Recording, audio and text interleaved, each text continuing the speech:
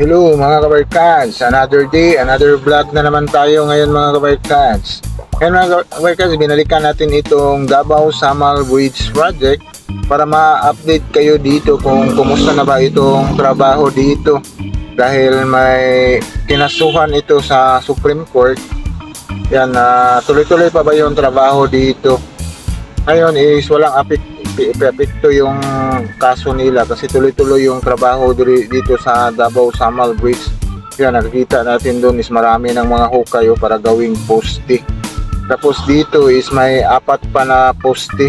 Tuloy-tuloy yung pagkuhan kasi mataas talaga itong poste dito gagawin nila. Naka-level pala ito dito doon, dito sa lupa papunta doon sa dagat. Itong level dito banda sa pagpasok sa pamdagat going papunta ng kalupaan, naka-level talaga ito sa dagat. Kaya ang taas ng poste mga kung saan mga ilang floor na siya. Ngayon dito sa may dagat mga kabarkas, may nakita tayo dito na mga simento. Yan talaga yung gagawin dito, yung mga forma siguro yan gagawin sa foundation. Makikita natin sa drone shot is maliit lang, pero kung nasa actual na malaki ang mga simento na yan. Yan yung ginagawa nila dito, tapos dinadala doon sa may dulo.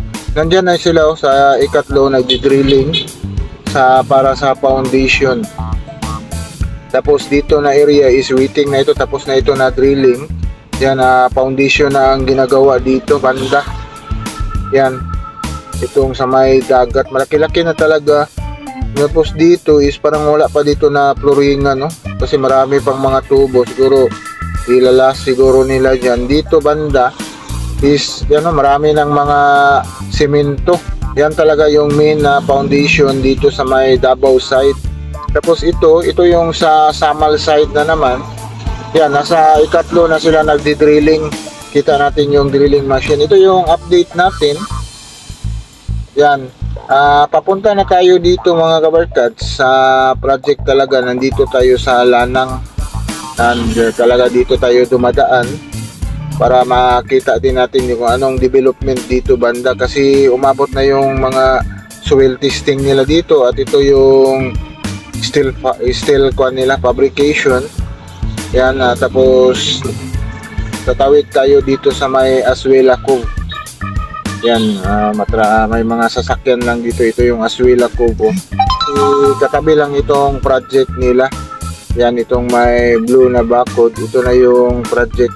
Yan, umabot na pala yung drilling machine nila banda dyan, tapos na yung last nag-update tayo doon banda sa kabila is tapos na pala sila, lumipat na yung drilling machine nila dito na site.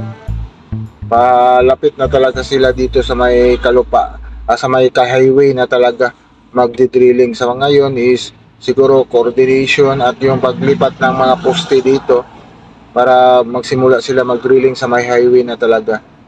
Yan, pupuntahan natin itong area talaga mga workers. Yan, dati diyan tayo nagpapalipad ng drone.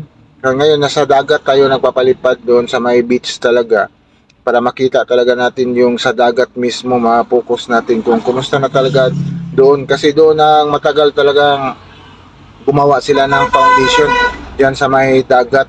Dito sa may kalupaan, madali lang talaga yung paggawa nila ng mga foundation dito. Walang problema dito banda sa may kalupaan. Ang bilis nila magawa ng foundation, mag-drilling. Yan, malapit na tayo dito sa may nakatayo na apat na poste. Kasi mataas na poste ito. Siguro sa nakikita ko dito is nasa mga 5th floor na siguro itong ginagawa nila na poste kung sa building pa. Yan, makikita natin dito, ito yung ginagawa nila ng mga foundation para sa poste dyan sa loob. Tapos ito na yung apat na poste.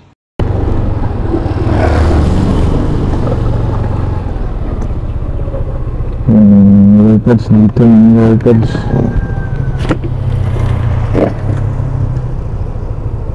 Tayo nakita, nagtasa maaga pa ng mga workers. 6:30 pa ng umaga. Ayan. Tingnan natin sa may dagat.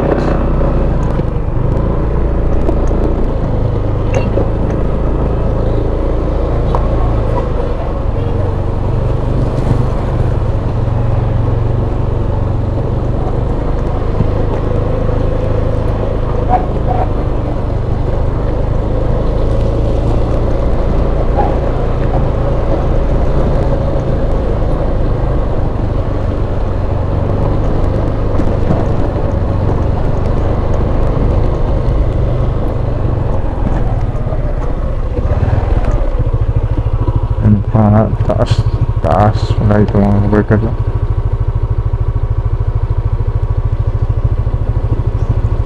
Tapos pala itong kanila dito, footstep.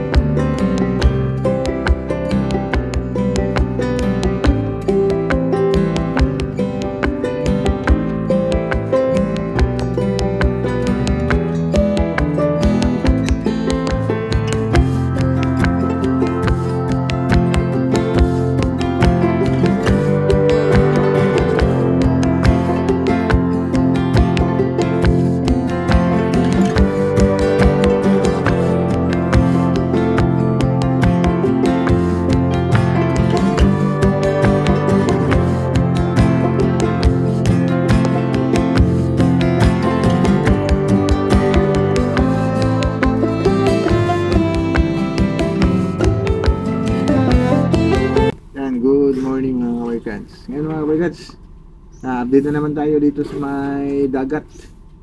Itong project dito. Yan, itong project dito sa may dagat kasi nag-update tayo is doon lang banda sa may highway, no, drone na lang yung pinapakita natin dito sa project ngayon. Is talagang nandito na tayo sa dagat, ating titingnan, tapos kukunan natin ito ng drone shot. Yan dito. Yan, ito na yung sa may dagat ng ito. Dito sa Davao Samal. Yan. Sabi na yung pan dito mga workers.